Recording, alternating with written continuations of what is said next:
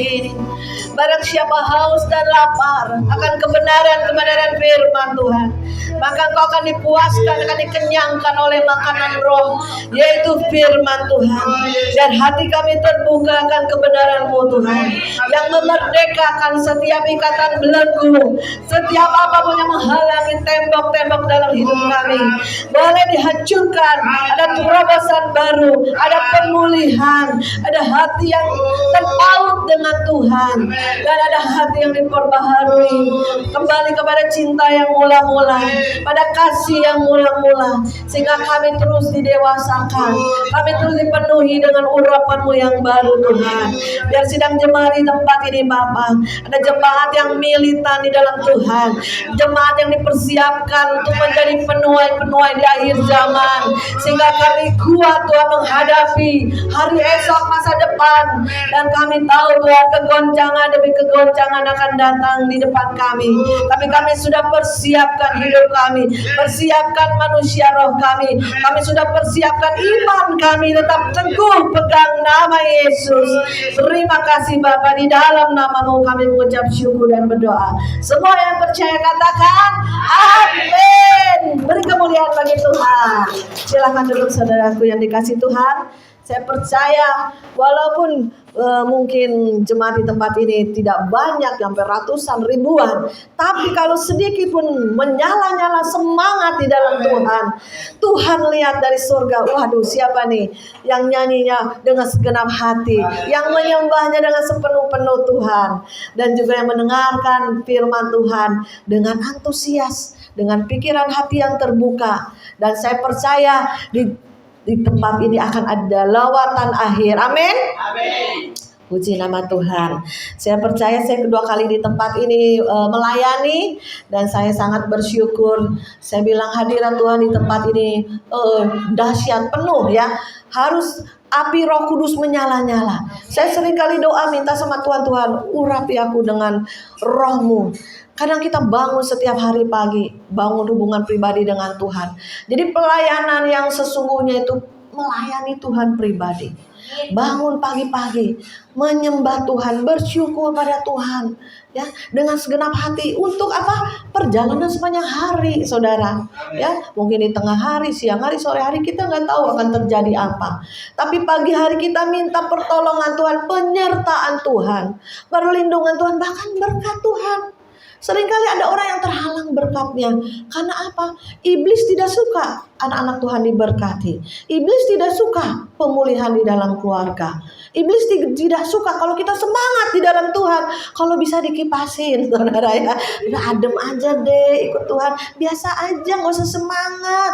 Ya, ke gereja telat-telat gak apa-apa, masih nyanyi-nyanyi. Padahal dalam pujian penyembahan itu adalah gerbang memasuki baitku, kata Tuhan ya. Jadi pujian penyembahan itu penting juga saudara, karena itu masuk dimensi roh, alam roh saudara ya. Jangankan kita orang Kristen, orang-orang di luar Kristen aja tahu saudara, karena musik itu bawa ada magis alam gaib saudara ya kan. Suka ada gamelan lah, nangnung nyamkeng lah, nangnung apa segala saudara. Itu alam gaib masuk saudara. Alam langit kedua, kuasa kegelapan. Lah kita harus nembus sampai alam roh, alamnya Tuhan. Sebab itu pujian dengan semangat. Nyanyi pun jangan biasa-biasa lagi. Suara pun dikeraskan saudara. Pada suatu kali saya gak bisa ngomong saudara, karena sakit leher, meriang. Terus amandelnya radang. Gak bisa ngomong, bisa semingguan. Apa juara jadi begitu. Akhirnya Tuhan tegur, kamu kurang memuji Tuhan, kamu kurang menyanyi-nyanyi. Oh iya Tuhan ya, paling kita waktu doa aja. Padahal kita lagi masak kita nyanyi, lagi nyapu kita nyanyi, lagi nyetir kita memuji-muji Tuhan. Selalu hati kita bersuka karena Tuhan, menyembah Tuhan dalam pujian ya. Jadi selalu kita diingatkan Roh Kudus, selalu diingatkan Tuhan. Amin. Saya percaya jemaat di tempat ini jemaat yang suka memuji Tuhan. Apalagi gembalanya main musik, suaranya pun bagus saudara ya. Biasanya kalau orang Medan itu suaranya bagus-bagus. Puji nama Tuhan. Haleluya. Kita masuk di dalam firman Tuhan di dalam Matius 24 ayat yang ketiga ya. Haleluya. Sampai ayat yang ke-14 ya. Saudara yang bawa firman atau dari HP bisa ditayangkan ya. Nah, bisa baca sama-sama ya. Ini firman Tuhan di dalam Matius 24 ini tentang khotbah tentang akhir zaman. Jadi waktu itu Yesus berkhotbah di Bukit Zaitun. Jadi ada murid-muridnya yang berkumpul kepada Yesus dan tanya, "Tuhan, kapan tanda-tanda akhir zaman?" Ya. Jadi saudara, saya diingatkan lagi, di Bukit Zaitun itulah Tuhan Yesus terangkat ke surga. Nah, nanti dia turun lagi di bukit yang sama ya. Dan semua murid-muridnya, ada yang murid 12, ada yang 70, bahkan murid-murid yang pernah mengalami Pentakosta itu ratusan ya. Jadi yang melihat Yesus naik ke surga itu ratusan orang melihat secara kasat mata, secara real ya. Dan dia akan kembali datang ke bumi ini nanti pada akhir zaman. Nah, kita bacakan di dalam ayat yang ketiga, permulaan penderitaan. 1, 2, 3. Ketika Yesus duduk di atas Bukit Zaitun, datanglah murid-muridnya kepadanya untuk bercakap-cakap sendirian dengan dia. Kata mereka, "Katakanlah kepada kami, bila manakah itu akan terjadi? Dan apakah tanda kedatanganmu dan tanda kesudahan dunia?" Jawab Yesus kepada mereka, "Waspadalah supaya jangan ada orang yang menyesatkan kamu. Sebab banyak orang akan datang dengan memakai namaku dan berkata, 'Akulah Mesias,' dan mereka akan menyesatkan banyak orang." Cukup dulu sampai sini dulu. Yang pertama tandanya itu penyesatan ya. Penyesatan demi penyesatan akan terjadi di depan kita. Ya, dibilang, "Oh, nanti ada gambar turun dari langit." Pakai itu teknologi, bisa ada gambar-gambar hidup. Saudara kan sekarang bisa punya HP semua ya. Di China itu bisa ada ikan mengelilingi gedung-gedung tertinggi. Itu hidup saudara. Nah, itu gambar-gambar itu juga bisa gambar Yesus, dikira nanti turun dari surga, dari langit ya. Ternyata bukan. Banyak sekali nanti orang akan kecewa. Penyesatan-penyesatan di depan kita sudah banyak saudara. Karena dari dulu sampai sekarang ada penyesatan dan itu terus ya.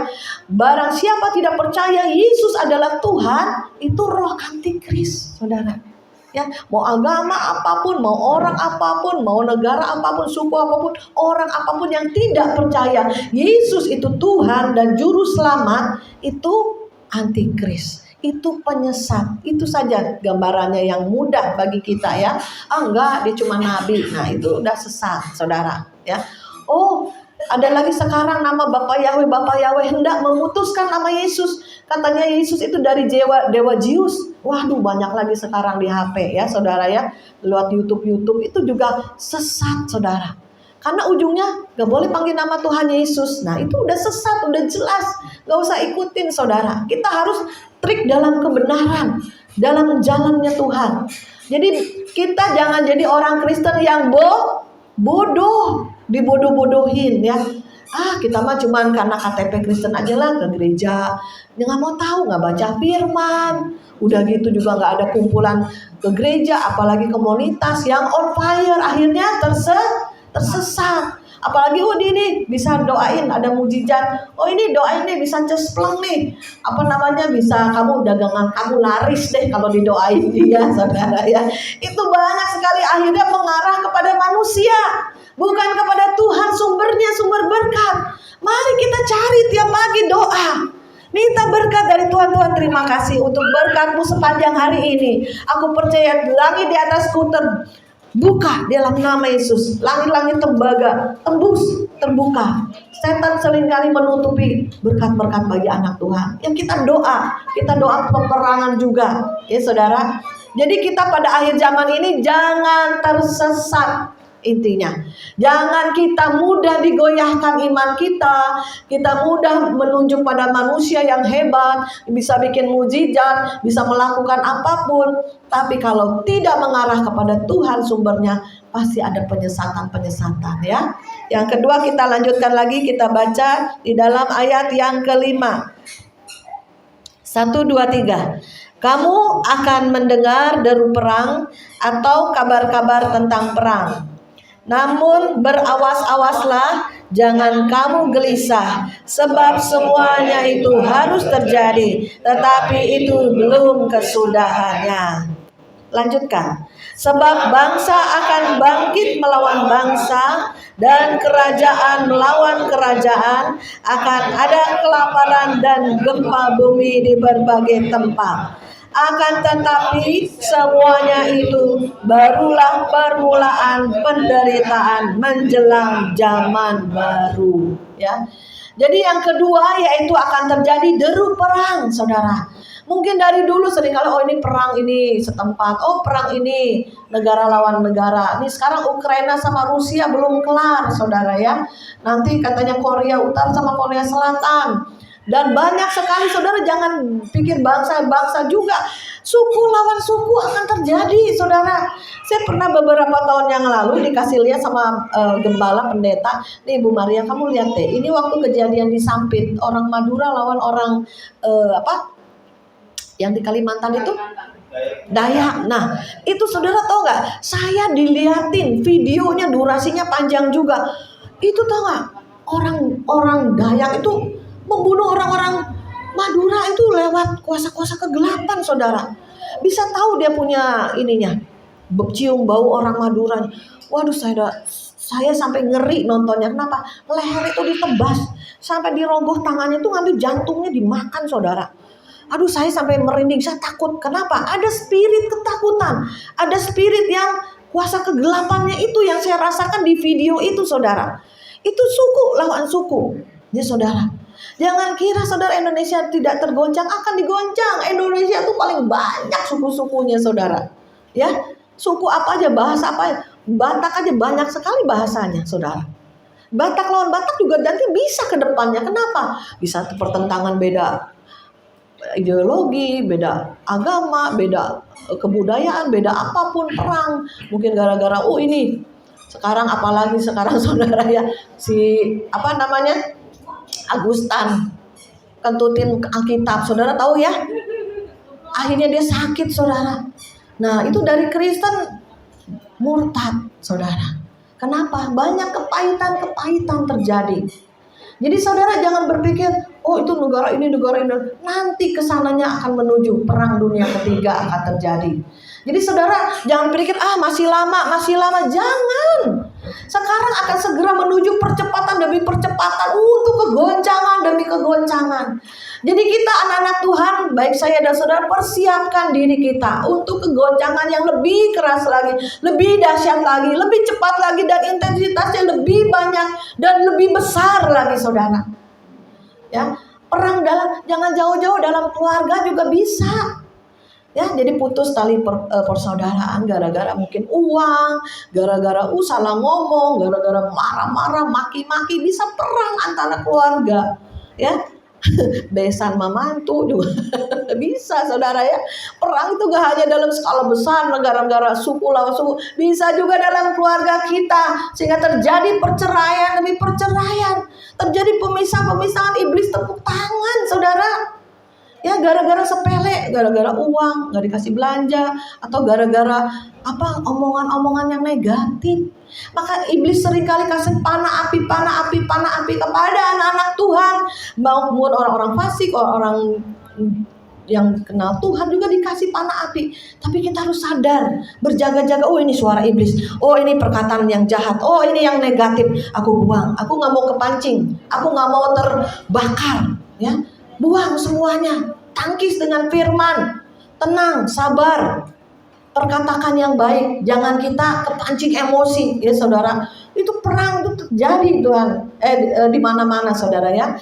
Terus yang keempat dikatakan akan terjadi kelaparan dan bencana-bencana alam. Ya, kelaparan ini, saudara, bukan hanya nanti ke depannya skalanya global. Saya dikasih YouTube kemarin ini, di Korea ada gelandangan, padahal itu Jepang juga udah mulai banyak. Mereka yang tidur di emperan, pasang tenda-tenda plastik loh, saudara.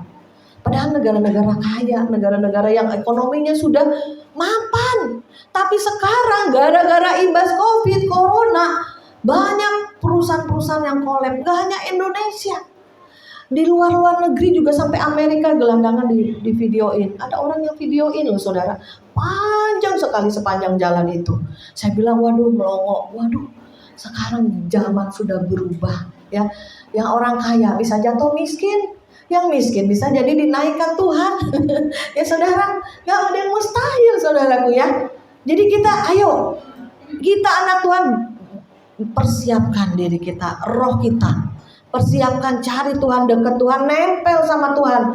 Jangan sampai nanti bencana, jangan sampai nanti kesukaran, jangan sampai nanti masalah, pergumulan, beban yang menghimpit kita, menghimpit iman kita. Sehingga kita orang dunia khawatir, kita ikut khawatir. Orang dunia ketakutan, kita ikut ketakutan. Saudara tahu, waktu 2020 itu saudara, Maret jebret aja COVID. Saudara ada yang tahu? Gak ada. Ya tiba-tiba seluruh dunia lockdown, seluruh dunia ketakutan. Ada teman saya 3 bulan sampai ngumpet di kamar gak keluar-keluar. Saudara dia cerita ya, takut. Suaminya masih kerja, keluar masuk rumah, dia gak mau tidur sama suaminya, takut bawa virus saudara. Itulah ada fear, ada ketakutan, ada spirit dari iblis yang membuat ketakutan. Sampai anak-anak Tuhan juga takut ya saudara ya. Di mana iman kita? Bukankah anak Tuhan harusnya nggak takut kematian ya? Karena bagi orang Kristen hidup bagi Kristus, mati adalah keuntungan. Ketemu Tuhan cepat. Kenapa ini pada takut nih saudara? Nah itulah imannya kurang ya saudara. Lanjutkan lagi ayat yang berikutnya, ayat yang ke-9. ke-8 ya. Akan tetapi semuanya itu barulah permulaan penderitaan menjelang zaman baru ya. Itu baru permulaan. Kita baru COVID, penyakit sampar. Belum nanti perang, kelaparan, terus bencana alam, ya kan? Saudara sudah di mana-mana ya, kemarin Manado sampai segenteng saudara ya. Itu nggak disangka, Kudus kemarin, Manado ya. Belum lagi yang seluruh dunia, mereka mengalami banjir, mengalami topan, mengalami gunung mulai gempa di mana-mana saudara ya. Kalau yang nggak terdeteksi kita nggak tahu loh. Di bawah kita aja getaran-getaran karena masih skalanya kecil, tapi udah skalanya 5-6 ke atas udah berasa, udah goncang, sudah kabur. Nggak boleh di dalam gedung karena bisa hancur. Gempanya tidak membuat kematian, tapi yang rubuh-rubuhnya itu menimpa orang-orang itulah. Kena kepala ini bocor, mati langsung saudara. Ya, jadi kita harus berjaga-jaga dan berdoa. Lanjut ayat yang ke-9. Pada waktu itu kamu akan diserahkan supaya disiksa dan kamu akan dibunuh dan dibenci semua bangsa oleh karena namaku.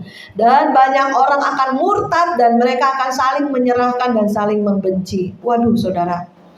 Ya, akan ada penyiksaan anak-anak Tuhan ya.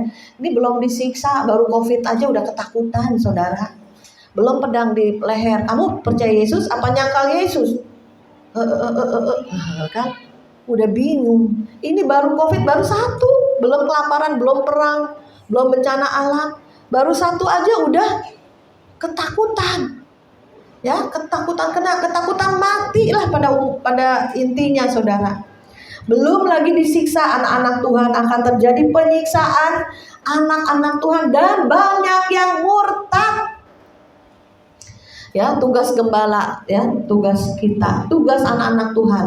Kita cari jiwa-jiwa yang lemah. Ayo kuatkan, ayo doa, ayo bersaksi, ayo ngalami Tuhan. Rugi kalau kita tidak mengalami Tuhan. Kayak Ibu Esther dari kesaksian, baru di hati ngomong, duh Tuhan enak ya makan buah-buahan. Tuhan sediakan. Tuhan tahu hati kita, pikiran kita yang terdalam. Ya, sudahkah kita punya hubungan karib dengan Tuhan sehingga Tuhan tahu apa yang merupakan hati kita, pikiran kita, ya.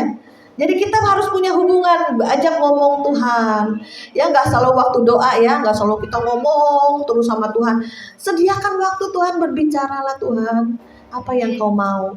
Terus baca Alkitab. Kalau sering baca Alkitab itu Tuhan yang berbicara sama kita. Diingatkan, oh iya Tuhan ngomong ini di firman. Oh Tuhan ngomong ini di firman. Jadi harus kuat iman kita dengan makanan roh, yaitu firman Tuhan.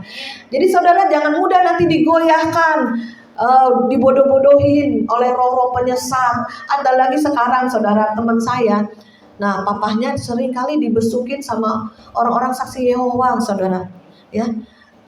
Cimaria saksi Yehova sesat nggak? Ya sesat lah, orang nggak percaya Yesus Tuhan. Jadi dia door to door loh saudara, kalau kena dapat jiwa dapat 500.000 dikasih uang saudara. Ini yang saya dengar dari teman saya. Jadi mereka pakai uang juga untuk apa? Untuk menjangkau jiwa. Ya. Oh iya yang penting enak nih dapat duitnya, ayo dikenalin lagi. Akhirnya banyak tersesat, lama-lama murtad, nggak percaya Yesus lagi. Kenapa? Karena uang juga. Ya saudara, mereka care loh Cimaria. Bisa papahnya sakit, bisa kasih obat, bisa kasih makanan, bisa kasih roti, kue-kue loh ke rumah-rumah. Lah Tuhan Yesus, apalagi kita yang sudah tahu kebenaran. Ayo kita beritakan Injil, ayo kita bersaksi, ayo kita nengok orang-orang yang sakit, orang yang lemah imannya. Kita beri kekuatan, walaupun kita mungkin gak ada uang, tapi roh yang ada dalam kita salurkan kuasa Tuhan. Ya seringkali saya kalau ada dana ya kita bagikan. Kalau gak ada dana, gak usah terhenti penginjilan itu. Doakan, ada kesembuhan, ada kuasa Tuhan. Kayak seperti Rasul Paulus katakan, emas dan perak tidak aku punya, tapi ku berikan kuasa Tuhan. Yang lumpuh berjalan saudara. Ya, jadi kita anak-anak Tuhan harus on fire, kuat di dalam roh. Bagaimana mereka yang lemah, kita ikut lemah.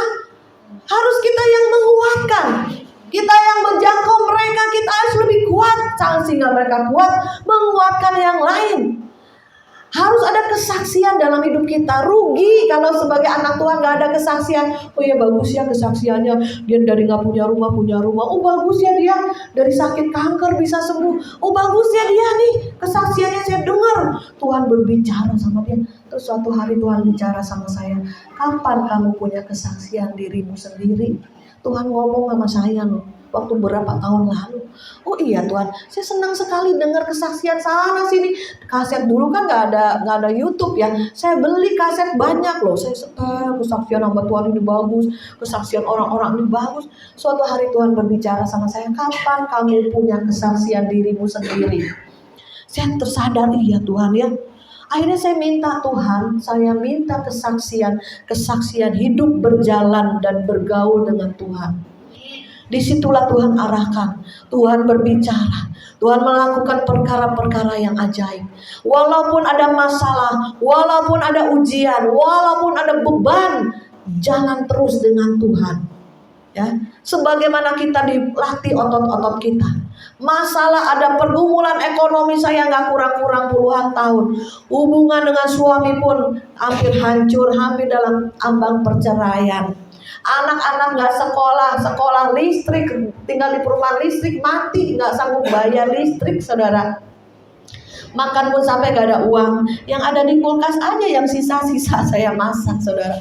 Saya mengalami semuanya bukan karena Tuhan gak ada. Saya mengalami itu semua Tuhan izinkan. Kenapa? Engkau masih gak percaya Yesus? Engkau masih gak imanmu? Masih gak kau melayani? Masih gak engkau menyebut nama Tuhan? Iblis bilang, udahlah ikut dunia enak. Seringkali iblis berbisik, udahlah kamu anak Tuhan, gak boleh ini, gak boleh itu, gak boleh ini, gak boleh itu katanya. Banyak larangannya, itu iblis seringkali berbicara saudara. Udah ikut arus dunia, tapi iman kembali, firman muncul. Jangan pernah meninggalkan imanmu. Tinggal sedikit waktu lagi aku akan menggenapi janjiku dalam hidupmu. Ya. Jadi saudara ingat selalu firman Tuhan. Ingat selalu firman Tuhan. Jangan kita jadi orang Kristen yang bodoh ya, cuma duduk manis di gereja pulang, udah kayak dunia lagi. Nanti tiap minggu ingat, oh KTP saya Kristen, oh harus ke gereja. Dan duduk lagi di gereja, Senin sampai Sabtu lupa lagi sama Tuhan. Banyak itu jadi orang Kristen yang bodoh, mendirikan rumahnya di atas pasir. Sehingga nanti badai datang, saudara ada bencana apa? Penyesatan yang pertama. Ingat ya, nanti ada hadiahnya nih. Bu Maria bawa hadiah untuk saudara yang bisa jawab ya. Yang pertama apa? Penyesatan.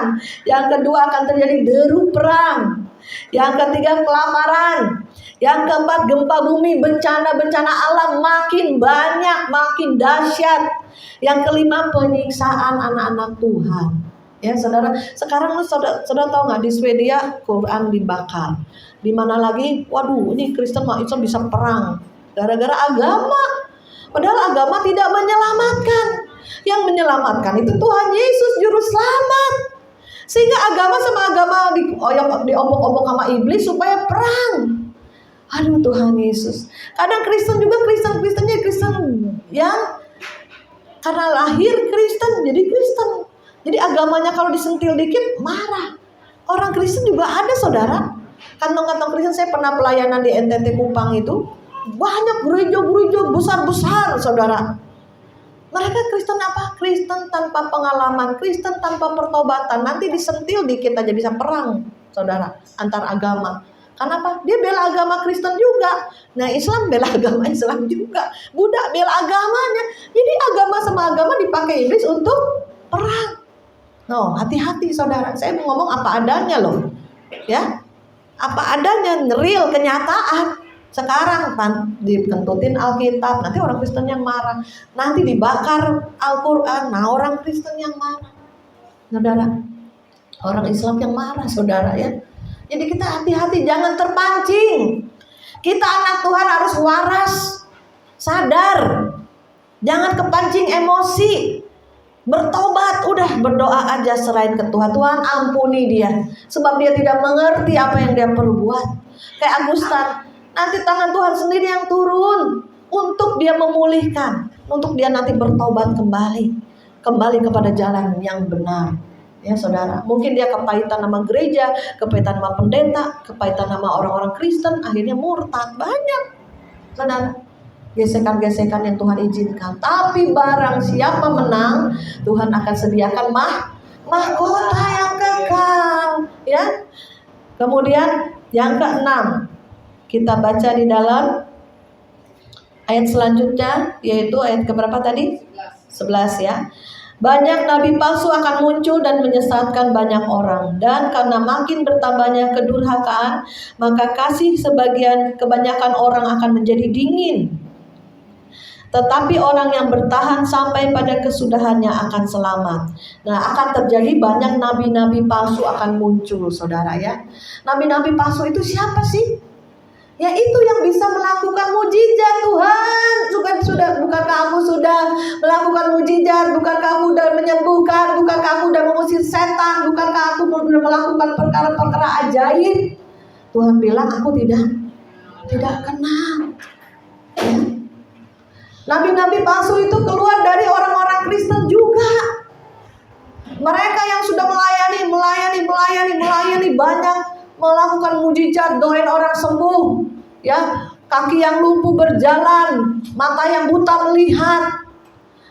Dia nabi-nabi itu banyak. Kalau dikatakan nabi-nabi tidak satu orang, banyak di seluruh dunia akan ada nabi-nabi palsu, antikris. Nah itu akan banyak saudara. Ya, jangan jadi antek-anteknya. Jadi antikris yang sesungguhnya belum muncul, tapi antikris kecil sudah banyak. Kenapa? Antikris itu yang tidak percaya Yesus itu Tuhan, Yesus itu Kristus, maka dikatakan antikristus. Kita harus berjaga-jaga, jangan kagum sama orang. Sini, panggil dia bisa menyembuhkan. Jadi orangnya saudara yang dikagumin. Adakah saudara di tempat ini yang pendeta ini hebat nih, kalau doa nih semua rebah, ya, dublak gitu ya. Ini nih pendeta ini nubuatannya cun itu tepat, ya kan? Dipanggil lah pendeta ini. Oh ya, pendeta bernubuat. Jadi kita dinubuatin kayak dikuamiain satu-satu dinubuatin. Bukan nubuatannya itu yang salah saudara ya, tetapi manusianya cari-cari nubuatan, cari-cari penglihatan, cari-cari orang yang berurapan, cari nabi-nabi yang punya kuasa. Padahal kuasanya diberikan dari Roh Kudus yang sama, tapi diselewengkan untuk uang. Oh hebat, kasih duit. Oh nyembuhin, kasih duit. Ujung-ujungnya uang juga. Ujung-ujungnya namanya pengen ditinggikan. Namanya hebat, namanya berkuasa. Jadi nama Yesusnya nol. Salah saudara. Jadi manusia digiring untuk lihat orang, digiring untuk lihat pendeta, digiring untuk orang-orang. Hebat nih orang. Yang penuh urapan. Kalau dia doain langsung jublah, rebah. Ya, jangan terpukau sama orangnya. Tetapi kalau kuasa Tuhan yang bekerja, saudara mengalami di jamaah Tuhan, Roh Kudus yang bekerja melalui orang-orang hamba-hambanya, dan saudara mengalami perjumpaan ilahi dengan Tuhan, saudara rebah, saudara mengalami kekuatan roh yang baru, saudara mengalami kesembuhan. Memang ada yang dari Tuhan murni. Jadi kita minta yang murni, yang dari Tuhan. Ada pemulihan, ada kesembuhan, ada kuasa, ada masa depan yang dibukakan, ada rencana-rencana Tuhan yang ajaib, yang kita harus terima karena kita anaknya. Ya kita lakukan bagian kita, Tuhan lakukan bagian Tuhan. Jangan semua ada serah Tuhan, semua serah Tuhan. Ntar males udah serah Tuhan, nanti berkat burung di udara. Tuhan pelihara, apalagi kita manusia pasti kita dikasih makan, tapi males. Saudara makan gak? Miskin, 7 turunan tetap. Kenapa? Malas. Gak mau break di alam roh, gak mau break di alam jasmani. Udah turunannya kutuk. Miskin 7 turunan. Kenapa? Pernah ke penyembahan berhala, minta ke Gunung Kawi. Anak cucunya miskin, bahkan bisa penyakit jiwa. Ada juga sampai cacat tubuh. Saya lihat juga ada orang keturunannya ya, sampai cacat tubuh, sampai miskin, sampai sakit jiwa, sampai apapun juga. Itu kan ada kutuk. Mari kita break di alam roh, kita hancurkan, karena Yesus sudah mati di atas kayu salib untuk menebus semua kutuk-kutuk dosa kita. 3-4 keturunan di atas kita luruskan, kita hancurkan, kita minta berkat Tuhan, kita patahkan, kita putuskan, dan kita ayo bekerja secara rohani maupun secara jasmani, sehingga kita ada pemulihan, kita ada sesuatu yang menarik ikut Yesus. Ya, jangan dukun lebih menarik, ayo pendukun yuk. Saudara, sekarang mudah sekali. Kalau dagangan sepi nih, saya punya punya teman baru buka restoran. Karena pertamanya boomingnya pembukaan ya rame, ya kan pasang kembang, rame. Ke bulan-bulan berikutnya sepi. Satpam di sebelahnya bilang, "Kok mau nggak? Nih saya ingin ke ini nih. Nanti dikasih air diciprat-ciprat gitu loh dagangannya. Apa di depan jalan kasih bunga, ciprat air kembang." Ya, oh enggak Pak, maaf Pak, kita Kristen. Nah harus tegas saudara. Gampang sekali orang karena dagangan sepi, ayo cari orang pintar supaya laris. Kalau udah kepepet, aduh saudara uang nggak ada ya, dagangan sepi. Mudah sekali. Oleh sebab itu kita anak-anak Tuhan harus kuat, harus minta berkat dari Tuhan. Karena berkat dari Tuhan itu tidak ada tumbal. Berkat dari Tuhan itu membawa kita sukacita, damai, sejahtera. Bahkan berkat sampai anak cucu kita diberkati. Tidak pernah kulihat orang benar itu dibiarkan. Bahkan anak cucunya meminta roti tidak pernah. Tetapi Tuhan akan memberkati berlimpah-limpah sampai ke anak cucu. Itu pegang janji Tuhan. Sekali Tuhan Yesus tidak ada yang dapat memisahkan kita dari kasih Tuhan. Sampai Paulus bilang, "Kesukarankah aku pernah dirajam, dicambuk, disiksa, kapal karam. Aku tahu apa itu kelimpahan, aku tahu apa itu kemiskinan, kesesakan, kesukaran. Tapi tidak ada satu pun yang dapat memisahkan aku dengan Tuhan." Sampai Paulus bilang begitu. Jadi iman kita harus seperti itu. Kalau enggak kita depannya akan murtad. Dikatakan akan terjadi murtad besar-besaran. Saudara jangan berpikir, saya sekarang teguh berdiri. Saudara akan diuji. Saya kuat dalam iman. Saya tiap pagi bangun, berdoa, baca firman. Diuji. Saya ngalami ujian juga saudara. Saya udah dekat sama Tuhan, saya bisa dengar suara Tuhan. Masuk lagi dalam pengujian. Suami hancur ekonomi, gak ada uang. Biasa semua suami yang bayar dari makan, listrik, semua di cover suami. Satu waktu, satu hari hancur. Gak lagi ada support. Gimana? Kita ikut gila? Bisa gila kalau gak ada Tuhan. Bisa stres. Bisa jadi sakit-sakitan karena banyak pikiran. Makanya ibu-ibu, bapak-bapak yang suka sakit mah, sakit pusing, sakit apa itu kadang dari psikis, banyak pikiran. Ke dokter, diperiksa dokter nggak ada penyakitnya, tetapi sampai rumah sakit terus. Ada saya ngalami satu ibu tuh begitu. Saya kenal seorang ibu, nanti sorenya dia sakit, tapi kalau diperiksa dokter nggak ada penyakitnya. Nanti pulang ke rumah sakit lagi, saudara. Heran kan? Jadi kita ayo datang lebih dekat sama Tuhan, ya. Terus tekun dan setia cari Tuhan, dekat Tuhan. Susah senang miskin kaya, apapun juga dekat sama Tuhan.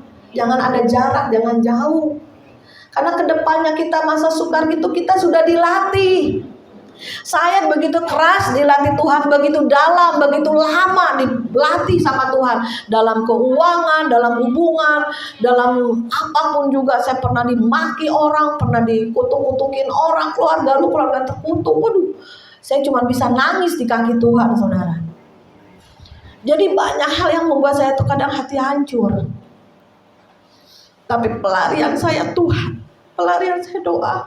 Saya tidak mau membalas. Saya tidak bisa membalas dengan maki nggak bisa. Seringkali juga saya merasakan, Tuhan, Engkau di mana? Dalam keadaan begini saya penyembahan kosong, gak ada hadirat, gak ada Tuhan. Selama berbulan-bulan saya di toko penyembahan, saya nyanyi tiap hari, air mata saya mengalir, tapi kosong, gak ada Tuhan.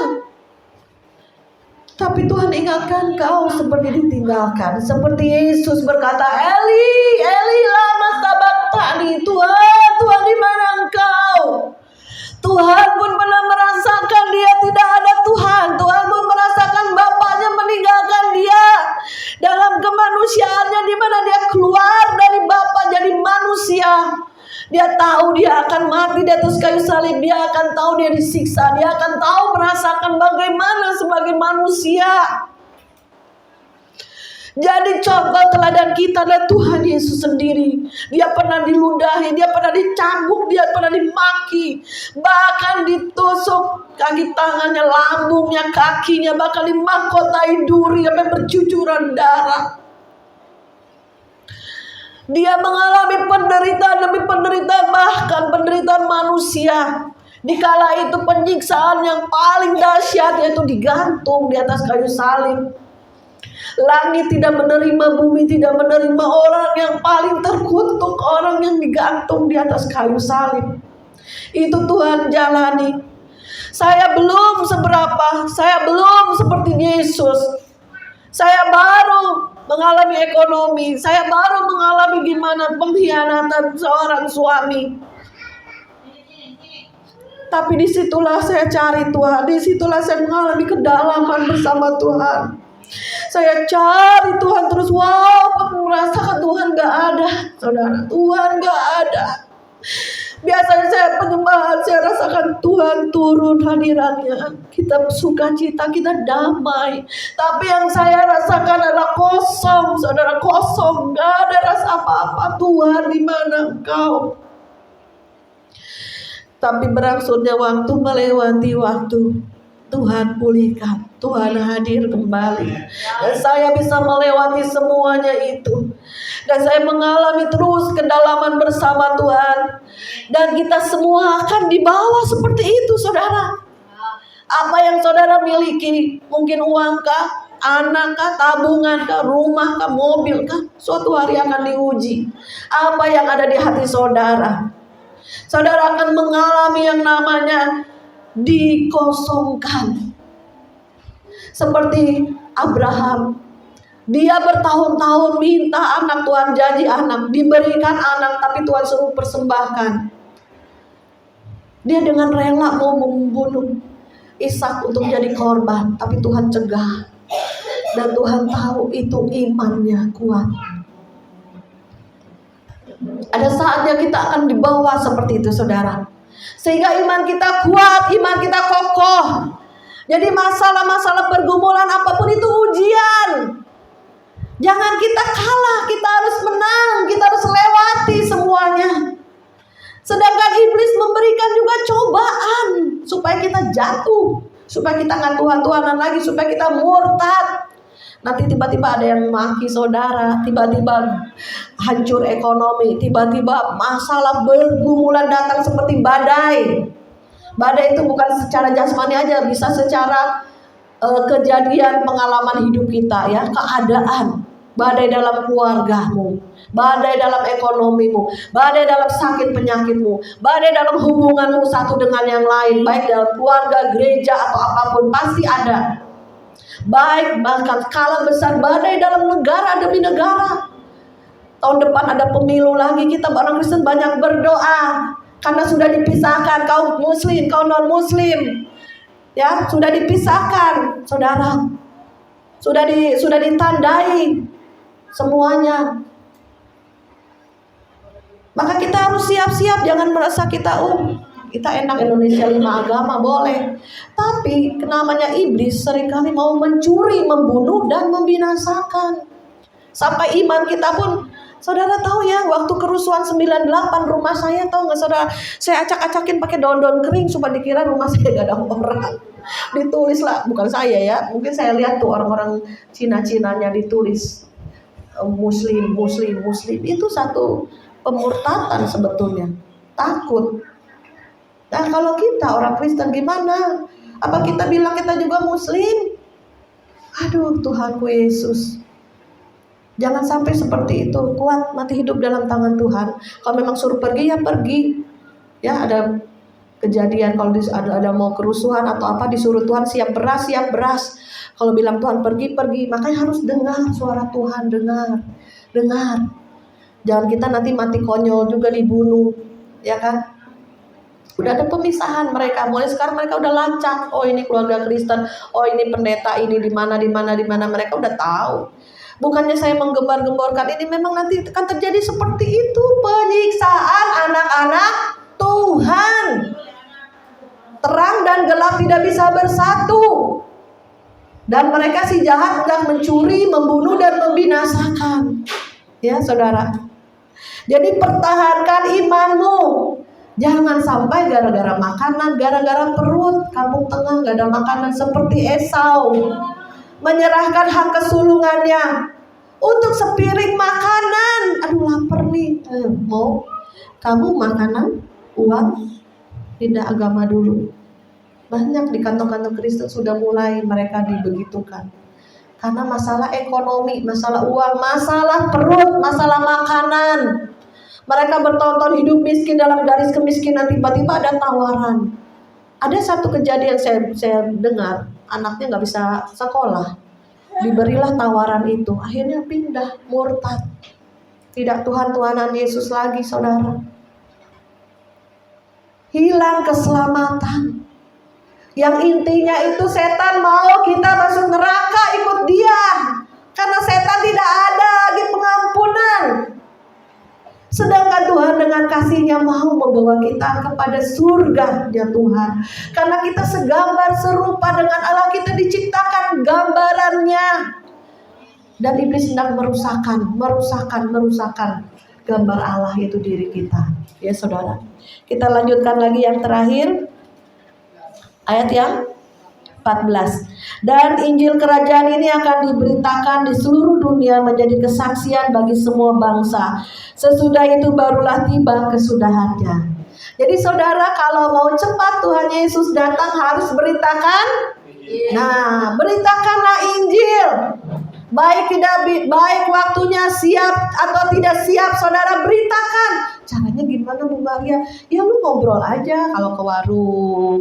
Ngobrol aja. Saya ada teman juga ya, dia ustadz saudara. Dia sudah kalibernya mungkin suka rukiah orang ya. Mungkin saudara tahu ya, mungkin kalau rukiah itu kayak orang pelepasan loh. Jadi karena saking dekatnya, saya suka ngomong, udah kamu bertobat, terima Yesus. Ah Bu Maria jangan ngomong gitu. Ya kalau mau selamat. Kadang kita dari ngobrol-ngobrol selip, dari ngobrol-ngobrol ada kesaksian hidup minta sama Tuhan. Jadi anak-anak Tuhan ini kita harus bermasyarakat. Jangan merasa sendiri eksklusif. Oh dia orang muslim, gue gak mau bergaul sama dia. Jangan. Karena Tuhan cinta semua orang, Tuhan cinta semua bangsa. Dia tidak lihat suku, ras, agama. Kita berbuat baik kepada semua orang. Ada ayatnya. Kalau kita bisa memberi pada mereka yang miskin kelaparan, kita bagikan. Kayak dari lumbung-lumbung Yusuf itu orang-orang muslim juga kita bagikan. Karena Tuhan aja tidak membedakan manusia. Dan satu pengharapan doa kami Tuhan supaya mereka mengalami jamahan Tuhan.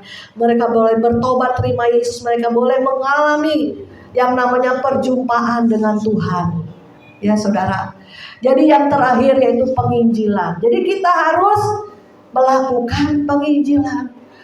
Saya buka persekutuan doa dari 2003. Sekarang kita ayo ke rumah-rumah bikin. Mungkin Pak Hotben bisa juga di rumah siapa tuh ada tetangganya ajak. Apalagi yang lemah, yang sakit. Bahkan ada yang muslim-muslim karena saking dekatnya, ayo ikut doa, ayo. Mau saudara? Biar mereka mengalami jamahan, mereka mengalami Tuhan.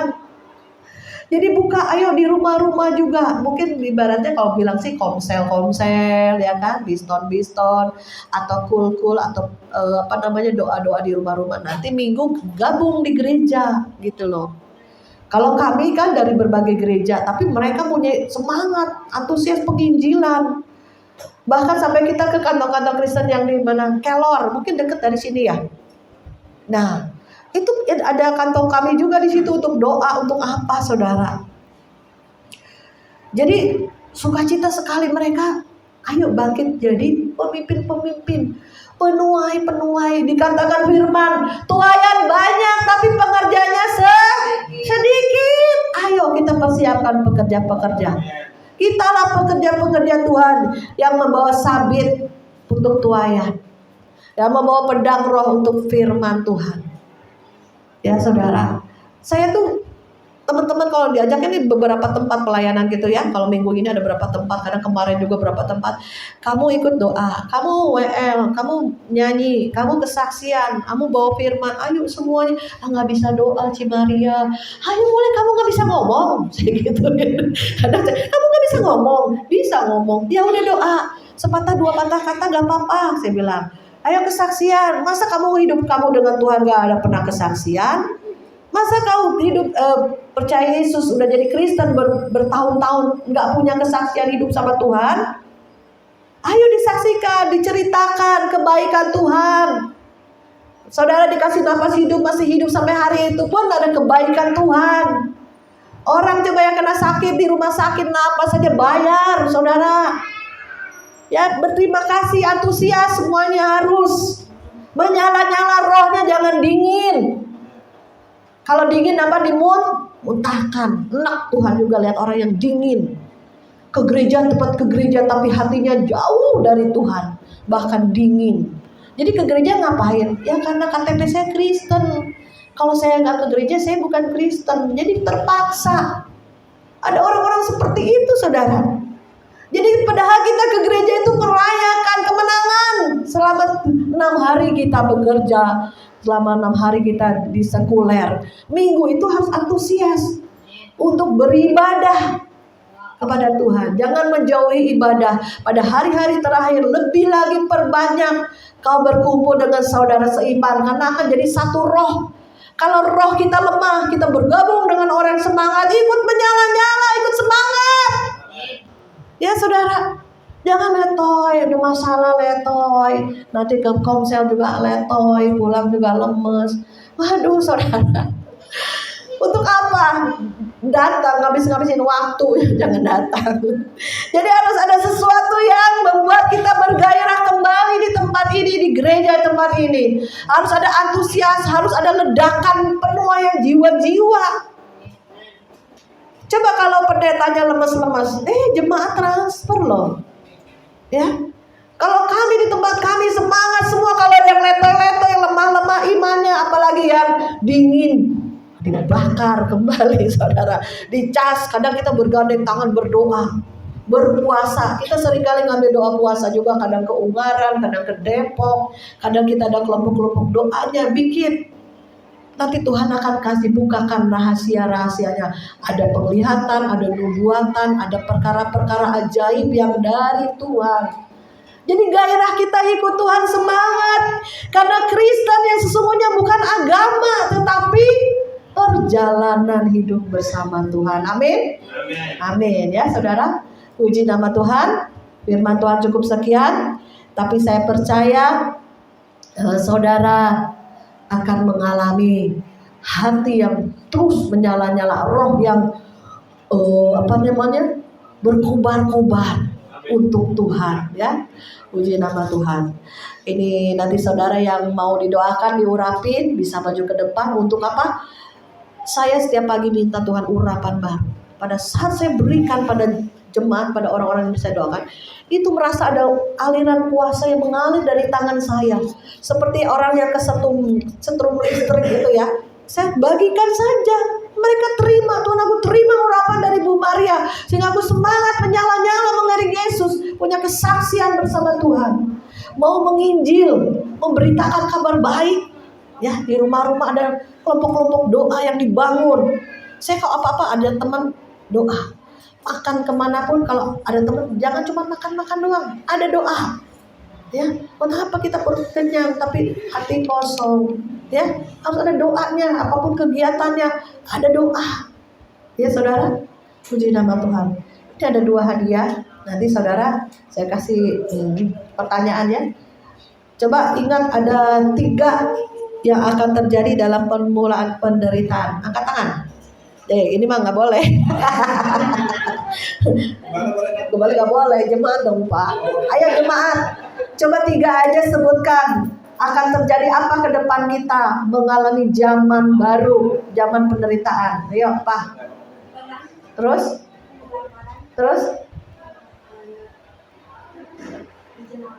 Ya betul, tepuk tangan.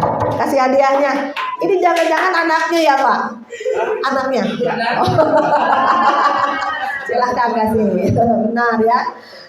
Terus kemudian, di bukit apa Tuhan Yesus akan datang kembali? Jemaat.